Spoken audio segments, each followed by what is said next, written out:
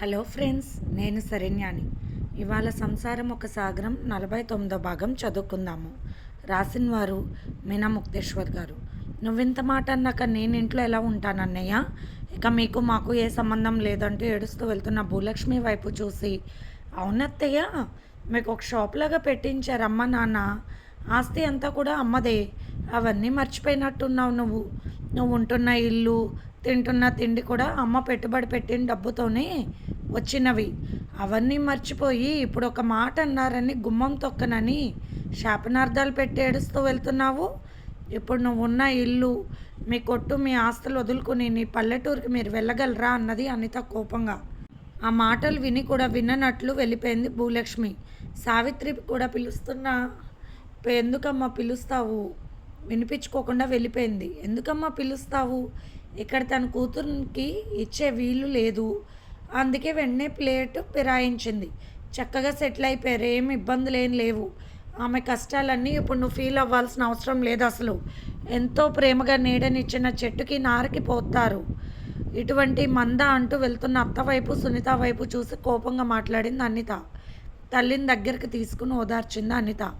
అమ్మా, నువ్వేమీ ఆలోచించకు. నువ్వు దేవతవమ్మా. దేవత రాతి విగ్రహం లాగానే ఉంటుంది. తెలియక విగ్రహాన్ని ఎవరైనా కొట్టినా ఉలకదు పలకదు నీలాగే. కానీ వరాలు ఇస్తుంది ఆ తల్లి. అలా మా అమ్మ కూడా వరాలు ఇచ్చే దేవత. ఆ విషయం నాకు బాగా తెలుసు అంటూ తల్లిని దగ్గరికి తీసుకుని బాధపడుతున్న తల్లి కళ్ళను తుడిచింది అనిత. సునీత అలాగే కోపంగా చూస్తుంటే శేషగిరి మందలించారు. అసలు మీ అమ్మకు బాగోలేదని దగ్గర కూడా రాలేకపోయావు ఎందుకు? చిన్నప్పుడు నీకు దెబ్బ తగిలితే మంచి వంశం అని నా రక్తం సెట్ అవ్వలేదు నీకు. మీ అమ్మ రక్తమే సెట్ అయింది. ఎక్కువ రక్తం ఇవ్వాల్సి వచ్చింది. నీరసంగా ఉన్నా కూడా నా బిడ్డ నాకు ముఖ్యమని చెప్పింది మీ అమ్మ. తల్లి రక్తం పంచుకొని పుట్టిన నీకు తల్లి మీద కాస్తంత ప్రేమ లేదా? మీ అత్త మాట్లాడిన మాటల్లో నిజం ఎంత ఉంది? మీ అమ్మ వంశం మంచిది కాకపోతే మీరు కూడా అంతే కదా. మిమ్మల్ని కూడా రేపు మీ అత్త అలా అన్నదని నమ్మకం ఉందా? ఆ వంశం లేని మీ అమ్మకు పుట్టిన వాడికి తన కూతుర్నిచ్చి పెళ్లి చేయాలని ఎలా అనుకుంది మీ అత్తమ్మ? కుదరకపోయేసరికి ఇలా మాట్లాడుతుంది. జ్ఞానం కూడా ఉండాలి సునీత. జ్ఞానం ఉన్న తల్లి కడుపుని పుట్టావు నువ్వు. కానీ నీకు రవ్వంత కూడా ఆమె జ్ఞానం రాలేదు అంటూ కోపంగా తిడుతున్న తండ్రి వైపు చూసింది భయపడుతూ సునీత. ఊరుకోండి, ఎవరు ఏమీ అనుకోవద్దు. ఇదంతా నా తలరాత. భార్యగా మీ గుండెల్లో స్థానం ఇచ్చారు. నా తలరాత మారింది అని సంతోషించాను. కానీ ఎప్పటికైనా నా తలరాత నన్ను వెంటాడుతుందని ఇప్పుడే తెలిసిందంటూ కళ్ళనీళ్ళు పెట్టుకుంటున్న సావిత్రిని దగ్గరకు తీసుకుని ఓదార్చాడు శేషగిరి. అనితకు భయంగా ఉంది. తల్లికి ఏమవుతుందో అని. డాక్టర్ గారు తండ్రిని విడిగా పిలిచి మాట్లాడడం గమనించింది. అందుకే వాళ్ళ అమ్మ దగ్గర కూర్చొని తల్లికి మంచి మాటలు చెబుతూ ఉంది. నేను మంచి వంశంలో పుట్టలేదు. నా పుట్టుకలో నా వంశపు రక్తం ఉంటుంది కదా. అందుకే ఇలాంటి నిందలు పాలవుతున్నానని మనసులో వేదన పడుతూనే ఉంది సావిత్రి. నువ్వు కంటతడి పెట్టవద్దమ్మా. ఏమీ ఆలోచించవద్దు.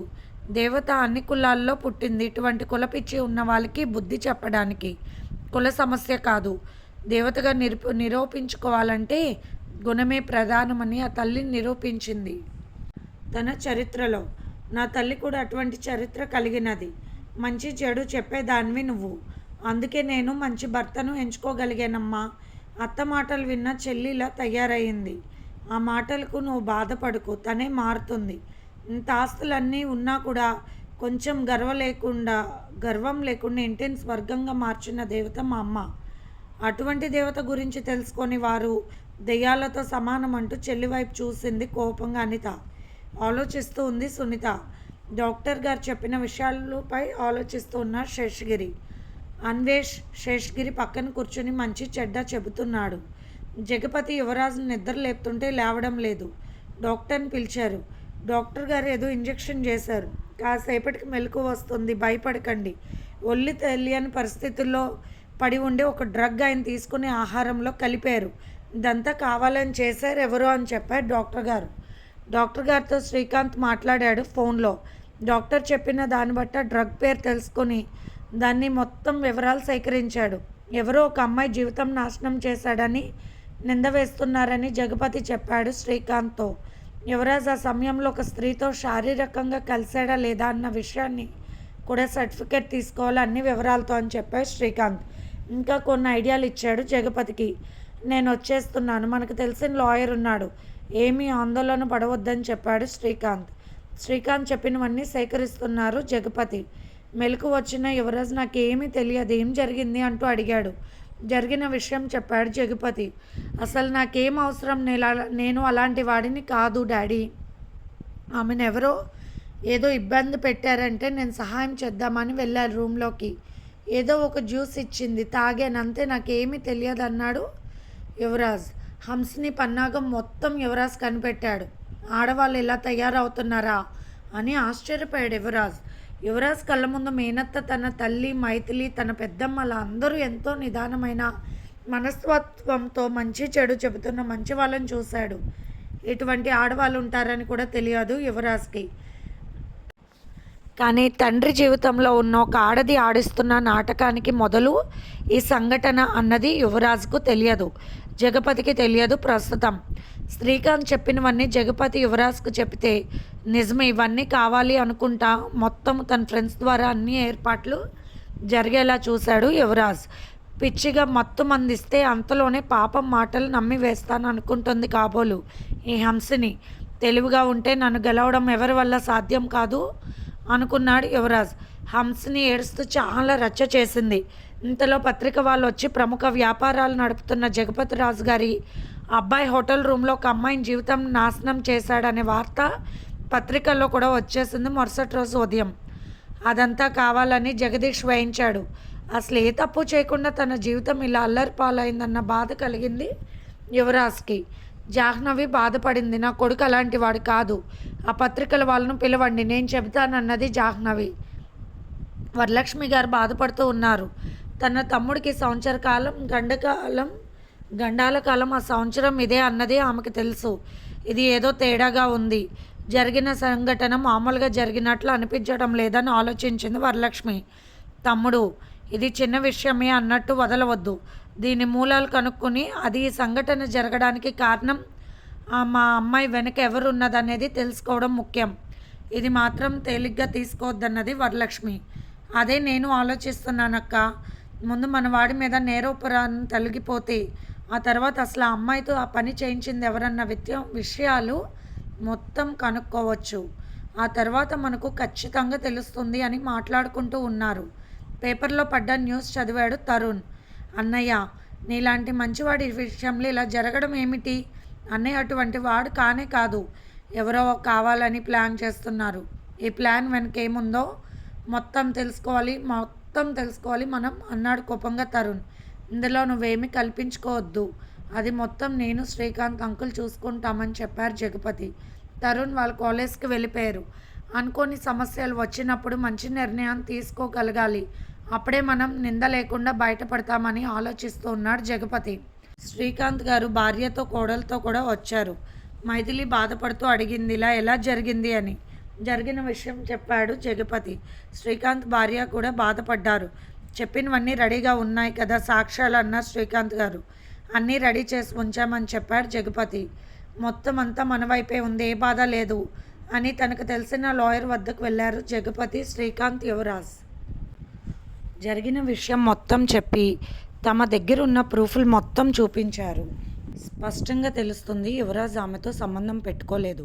అతనికి జ్యూస్లో మత్తు మంది కలిపిన విషయం కూడా తెలిసిపోతుంది డాక్టర్ సర్టిఫికేట్ వల్ల. ఇదేమీ గోల కాదంటూ హంసని వాళ్ళకి విషయం తెలియజేసి తమను కలవండి అని లాయర్ ఫోన్ చేశాడు. జగదీష్ ఫోన్ చేస్తూ లాయర్తో మాట్లాడుతున్నాడు. అలా చేశాడు ఇలా చేశాడంటే ఏవేవో నిందలు యువరాజ్పై వేశాడు. మీరెన్ని చెప్పినా ఎక్కడ సాక్ష్యాలన్నీ కరెక్ట్గా ఉన్నాయి యువరాజ్ వైపు. తను నేరస్తుడు కాదు, మీకే శిక్ష పడే అవకాశం ఉంది. మర్యాదగా మీరు వచ్చి మీ తప్పు ఒప్పుకోవడం చాలా మంచిది, లేకుండా కేసు పెట్టవలసి వస్తుందని చెప్పారు లాయర్ గారు. పెట్టిన కేసు వల్ల మీరు చాలా ఇబ్బందులు పాలవుతారు, జైలు శిక్ష పడుతుంది, ఇటు భారీ మొత్తంలో ఫైన్ కూడా కట్టవలసి ఉంటుంది. మీకు మీరుగా తప్పు ఒప్పుకోవడం, కేసు లేకుండా తప్పుకోవడం చాలా మంచిదని చెప్పారు లాయర్ గారు వాళ్లకు. హంసని భయపడిపోయింది. ఏదో జీవితం నాశనం చేశాడంటే అందరూ నమ్మేస్తారు అనుకుంది. కానీ అడ్వకేట్ అడిగే ప్రశ్నలకు ఇన్ని సమాధానాలు చెప్పవలసి ఉంటుందని, సాక్ష్యాలు ఎన్నో ఉంటాయని తెలియదు. అందుకే చాలా భయపడింది హంసని. శ్రీకాంత్ లాయర్తో చాలా చనువు ఉండడం, అన్ని విషయాలు తెలుసుకుని ముందే పకడ్బందీగా చేయడంతో సమస్య తీరిపోయింది. కానీ యువరాజ్‌కు చాలా కోపం ఉంది. తనేం చేశాడు? అసలు ఆ అమ్మాయి ఎవరు? తన పట్ల ఎందుకలా ప్రవర్తించింది? అసలు అర్థం కాకుండా ఉంది. అంత నాటకం ఆడాల్సిన పనేమొచ్చింది? ఏమాత్రం అర్థం కాలేదు యువరాజ్‌కు. ఆ విషయం తెలుసుకోవాలన్న కోపం ఉన్నా కూడా, ఆ అమ్మాయి ముఖం చూడటానికి కూడా అతను ఇష్టపడలేదు. పబ్లిక్‌లో యువరాజ్ కెరియర్‌పై బురద పడినట్లు భావించాడు. అసలు నేనే తప్పు చేయలేదు అంకుల్ అంటూ బాధపడుతూ చెప్పాడు యువరాజ్. నువ్వు బాధపడాల్సిన అవసరమే లేదు. సాక్ష్యాధారాలన్నీ కూడా స్వచ్ఛంగా ఉన్నాయి. మనం దొంగ సాక్ష్యాలు సృష్టించలేదు. అందువల్ల నువ్వు బాధపడవలసిన అవసరమే లేదు. ఒక్కోసారి ఇటువంటి పరిస్థితులు ఎవరికైనా వస్తూ ఉంటాయి యువరాజ్. అందువల్ల మనం మానసికంగా కుంగిపోకుండా ధైర్యంగా ఉండాలి. ఇది ఒక హెచ్చరికగా తీసుకుని జీవితంలో ఇక వేసే ప్రతి అడుగు కూడా జాగ్రత్తగా వెయ్యాలి. అయినా ఆ అమ్మాయికి అంత కక్ష ఎందుకు జగపతి? అసలు ఆ అమ్మాయి ఎవరు? ఎందుకు చేసింది పని అన్నారు శ్రీకాంత్ గారు. అది నాకు తెలియడం లేదు అన్నారు జగపతి యువరాజ్. ఆ అమ్మాయితో ఇదివరకు ఎవరైనా పరిచయం ఉందా అన్నాడు శ్రీకాంత్. అమ్మాయి ఎవరో నాకు తెలియదు అంకుల్ అంటూ ఎయిర్పోర్ట్లో కలిసిన సంగతి, తనకు లెటర్ ఇచ్చిన సంగతి అన్నీ వివరంగా చెప్పాడు యువరాజ్. అయితే ఏదో కథ ఉంది, తెలుసుకోక తప్పదు అన్నాడు శ్రీకాంత్. నాకు అదే అనిపిస్తుంది. అసలు ఆ అమ్మాయి ఎందుకు ఇలా చేసిందో అర్థమే కాలేదన్నాడు జగపతి. యువరాజ్ తన గదిలోకి వెళ్ళాడు. జాహ్నవి మైథిలితో కలిసి కొడుకు గదిలోకి వెళ్ళింది. శ్రీకాంత్ మాట్లాడుతూ, జగపతి ఇది మామూలు విషయం కాదు. ఏదో పక్కా ప్లాన్, అది కూడా చాలా పెద్ద ప్లాన్ వేస్తున్నారు. మామూలు విషయంగా కనిపించడం లేదు నాకైతే. ఆ అమ్మాయి ఎవరు, ఏంటి, ఎక్కడి నుండి వచ్చింది, విషయం మొత్తం మనకు తెలియాలి. ఆ అమ్మాయి తనకు తాను డబ్బు కోసం అలా చేసిందా, లేకపోతే ఇంకేదైనా ప్లాన్ ఉందా, అమ్మాయి వెనుక ఎవరున్నారన్న విషయాలను ఖచ్చితంగా తెలుసుకుని తీరాలని చెప్పాడు శ్రీకాంత్. ఆలోచనలో పడ్డాడు జగపతి. శేషగిరి, అన్వేష్, అనిత, సావిత్రిని మరుసటి రోజు హాస్పిటల్కి తీసుకువెళ్లారు. అన్ని టెస్టులు చేయించారు. అనిత వెయిటింగ్ సెక్షన్లో ఉండి ఆదిత్యకి ఫోన్ చేసింది. ఇంట్లో జరిగిన ఇబ్బందులు, ప్రస్తుతం తల్లి పరిస్థితులు అన్నీ వివరించింది. ఆదిత్య ఉండి నేను వెంటనే వస్తున్నానని, ఫ్లైట్లో బయలుదేరుతాను అని చెప్పాడు కంగారుగా. రకరకాల టెస్టులు చేస్తున్నారు. మధ్యాహ్నంలోకి అన్ని టెస్టులు పూర్తయ్యాయి. అన్నీ చూసిన డాక్టర్ గారు పర్వాలేదు, బలహీనత వల్ల కొన్ని మందులు శ్రద్ధగా వాడాల్సి ఉంటుంది, పైగా రక్తహీనత కూడా ఉంది అని చెప్పారు సావిత్రికి. మరి టాబ్లెట్స్ ఎందుకు అన్నీ రాశారు డాక్టర్ అన్నది సావిత్రి. ఏం లేదమ్మా, బలానికి రాశారు, పైగా మీకు బీపీ కంట్రోల్లో లేదు, మందులు మాత్రం శ్రద్ధగా వేసుకోవాలని చెప్పారు. ఆదిత్య హడావుడిగా ఎయిర్పోర్ట్ నుండి హాస్పిటల్కి వచ్చేశాడు. మమ్మీకి ఏమైందంటూ కంగారుగా అడిగాడు. శేషగిరి కోపంగా ఏమీ మాట్లాడలేదు. అనిత మాట్లాడుతూ, ఎందుకురా వేరొక అమ్మాయితో సహజీవనం చేస్తున్నావని చెప్పుకుంటున్నారు అందరూ. ఆ మాటలు విన్న మమ్మీ భరించలేకపోయింది, పైగా అత్త మాటలు విని తట్టుకోలేకపోయిందంటూ బాధతో కళ్ళనీళ్ళు పెట్టుకుంది అనిత. అసలు అత్తకి ఏం పని అమ్మను నిందించడానికి, కారణాలు ఏమున్నాయంటూ కోపంగా మాట్లాడాడు ఆదిత్య. పెద్దవాళ్ళ విషయాలు, జరిగిపోయిన విషయాలు, మనకి తెలియని విషయాలు కొన్ని ఉన్నాయి అంటున్న అనిత డాక్టర్ గారు పిలుస్తున్నారని సిస్టర్ పిలిచేసరికి అన్నతో లోపలికి వెళ్ళింది అనిత. అమ్మను రూమ్లోకి తీసుకువెళ్ళి అనిత, సిస్టర్ చూపిస్తారు, అక్కడ కాసేపు పడుకోబెట్టండి అని చెప్పారు డాక్టర్ గారు. అనిత తల్లిని తీసుకుని నర్స్ చూపించిన రూమ్ వైపు వెళ్ళింది. అన్వేష్ అక్కడికి కావాల్సినవన్నీ చూశాడు. శేషగిరి, ఆదిత్య డాక్టర్ గారు పిలవడంతో లోపలికి వెళ్ళారు. ఆదిత్య, ఏమైంది అంకుల్ అమ్మకు అంటే అడిగాడు. సావిత్రి గారికి గొంతులో కంతిలాగా ఉంది, అది టెస్ట్కి పంపించాను పైకి, అది వచ్చిన తర్వాత ఆపరేషన్ చేయాలో లేక మందులు వాడాలో నిర్ణయించుకోవాలన్నారు డాక్టర్ గారు. ఏమైంది డాక్టర్ గారు అన్నారు శేషగిరి. అది టెస్ట్ రావాలి, బొంబాయి పంపించామన్నారు డాక్టర్ గారు. ఏమైనా ప్రాణాపాయం ఉందా అన్నాడు శేషగిరి కళ్ళనీళ్ళతో. అటువంటిది ఏమీ ఉండదు, అలా ఆలోచించకండి. మందులతో తగ్గుతుందో లేక ఆపరేషన్ చేయాలో టెస్టుల తర్వాత నిర్ణయిస్తాం. ముందు నేను ఒక రకమైన మందులు రాశాను, అది మీరు చాలా జాగ్రత్తగా వాడాల్సి ఉంటుందని చెప్పాడు డాక్టర్ గారు. ఆదిత్య ఆలోచనలో పడ్డాడు ఆ మాటకు. నేను చేసిన తప్పు వల్ల ఇంత పని జరిగిందా అని ఆలోచించాడు. తల్లంటే ఆదిత్యకు చాలా ఇష్టం. అలా ఇష్టాన్ని పెరగడానికి కూడా కారణం శేషగిరి. తను ఎలా అంటే అలా ఉండేవాడినని, వ్యసనపరుడని, బాగు చేసింది మీ అమ్మ అని ఎప్పుడు ఆదిత్యకు చెబుతూ ఉండేవాడు చిన్నప్పుడు. ఆ మాటలు బాగా నాటుకుపోయాయి. తల్లి మీద మాత్రం చాలా ప్రేమ ఆదిత్యకు. అనిత కూడా బాగా దిగులుగా ఉంది. సునీతకు ఫోన్ చేసింది అనిత. హాస్పిటల్కి వచ్చి అమ్మని చూసి వెళ్ళు, బిడ్డగా అది నీ ధర్మం.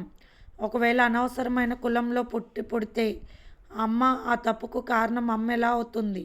ఒకవేళ అమ్మది తప్పు ఉంటే అసలు మన కులం ఏది? బుద్ధి తెచ్చుకుని అత్త చెప్పే బుద్ధి లేని మాటలు వినకుండా వచ్చి అమ్మని చూడు, ఆమె చాలా దిగులుగా ఉంది. నువ్వన్న మాటలకు ఆమె తట్టుకోలేకపోతుంది. ప్రస్తుతానికి అమ్మకేదో మెడిసిన్స్ ఇచ్చారని బాధపడుతూ చెప్పింది అనిత. ఇంటికి వస్తారు కదా అప్పుడు పలకరిస్తానన్నది సునీత. నువ్వు వచ్చి పలకరిస్తే ఆమె మనసు కాస్త శాంతిస్తుంది. అత్త అన్న మాటలు అమ్మ మనసును గాయపరిచాయి. నువ్వైనా వచ్చి ఒక బిడ్డగా ఆమె బాధను తొలగించు నీ మాటలతో అని చెప్పి ఫోన్ పెట్టేసింది అనిత. హాస్పిటల్ రూమ్లో బెడ్ మీద పడుకున్న సావిత్రి ఫ్యాన్ వైపు చూస్తూ ఉంది. ఫ్యాన్ స్పీడ్గా తిరుగుతూ ఉంది. అలాగే సావిత్రి మనసులో ఆలోచనలు కూడా తిరుగుతూ ఉన్నాయి. ఒక తల్లిగా బిడ్డల ప్రేమను పొందలేకపోవడం దురదృష్టం. పలానా కులంలో పుట్టాలి అని నేనేమన్నా భగవంతుడిని అడిగి పుట్టానా? చదువేమీ లేకపోయినా పల్లెటూరు వాడైనా కూడా భర్తకి ఉన్న జ్ఞానం తన బిడ్డకు తన ఆడపడుచుకు లేదని బాధపడుతూ ఉంది సావిత్రి. అమ్మ అంటూ వెళ్ళి తల్లి దగ్గర కూర్చున్నాడు ఆదిత్య. ఆదిత్య అంటూ కళ్ళనీళ్ళతో చూసింది సావిత్రి. అమ్మ మీరు దిగులు పడకండి. శిరీష చాలా మంచి అమ్మాయి. ఆమె కుటుంబం పరిస్థితులు బాగోలేదు. బిడ్డలాగా పెంచిన మేనమామ వల్ల ఆమెకు చాలా ఆపద వచ్చింది. నీ కొడుగ్గా పుట్టినా నేను తప్పెందుకు చేస్తాను? కాకుంటే ఇప్పుడు జనాలు సహజీవనం చేస్తారని చెప్పుకుంటున్నారు ఆడ మగ కలిసి ఉంటే. శిరీష చదువు ఇంకా కొంతకాలం ఉంది. తన కాళ్ళ మీద తను నిలబడాలా అనుకుంటుంది. ఆమెకు చేదోడు వాదోడుగా ఉన్నానంతే. పెళ్లి చేసుకోవాలనుకుంటే మీకు చెప్పే చేసుకుంటాను. ఒక ఆడ మగ కలిసి ఉంటే తప్పు జరిగిపోతుందని ఎందుకు అనుకుంటారు? అంటూ బాధగా మాట్లాడుతున్న అన్నవైపు అలాగే చూసింది అనిత. నిజానికి అన్నయ్య ముఖంలో ఏ తప్పు కనిపించలేదు. కాకుంటే ఆమె నా సొంత మనిషి అన్నట్లు అక్కడ చెప్పడం మాత్రం నిజం. ఎందుకంటే అలా అనకపోతే అమ్మాయిపై లేనిపోనివి అంటగడతారు. అందుకే నా మనిషి అని చెప్పాను అన్నాడు ఆదిత్య. నాకు తెలుసురా నాన్న, నా కొడుకు ఏ తప్పు చెయ్యడన్న నమ్మకం ఉంది. కానీ నాన్నగారు బాధపడేసరికి ఏమీ తెలియక ఏమీ చెప్పలేకపోయానంటూ కళ్ళనీళ్ళు పెట్టుకుంది సావిత్రి. నాకు తెలుసమ్మా, కానీ అక్కడున్న పరిస్థితి బట్టి అలా చెప్పక తప్పలేదు. మమ్మల్ని గమనిస్తూ మా మాటలు పక్క వాళ్ళకు చేరవేస్తాడా ఇంటి ఓనర్. అందుకే ఏమీ చెప్పలేకపోయానంటూ శిరీషకు ఫోన్ చేస్తే బయట పార్క్లో ఉన్న శిరీష లోపలికి వచ్చింది. సావిత్రికి నమస్కరించింది. అనితకు కూడా శిరీషను చూడగానే మంచి అభిప్రాయం కలిగింది. మంచి అమ్మాయి, చాలా బాగుంది. అన్నయ్య ఒక అమ్మాయి కోసం నువ్వు అండగా నిలబడ్డావంటే నాకు చాలా గర్వంగా ఉందిరా అంటూ నవ్వింది అనిత. ఆ శిరీషను చూశాక చాలా ఆనందం కలిగింది సావిత్రికి. శిరీష ప్రతి మాటలో కూడా ఆమె మంచి మనసు తెలుస్తూ ఉంది. పరిచయమైన కాసేపటికే ఆమె ఎటువంటిదో అర్థమైంది. ఆ అమ్మాయి పడ్డ కష్టాలు వింటుంటే చాలా బాధగా అనిపించింది. ఆదిత్య ఆదుకోవడంలో తప్పే లేదు అనిపించింది సావిత్రికి, అనితకు. ఇది ఫ్రెండ్స్ ఇవాల్టి ఎపిసోడ్. మీకు నచ్చితే కనుక లైక్ చేసి షేర్ చేసి సబ్స్క్రైబ్ చేసుకోండి. అలాగే మన ఛానల్లో ప్రసారం అవుతున్న positive thoughts written by Shri Komanapalli Ganapathirao గారివి కూడా చదివి మీ అమూల్యమైన సమీక్షలు తెలియచేయండి. ఉంటాను.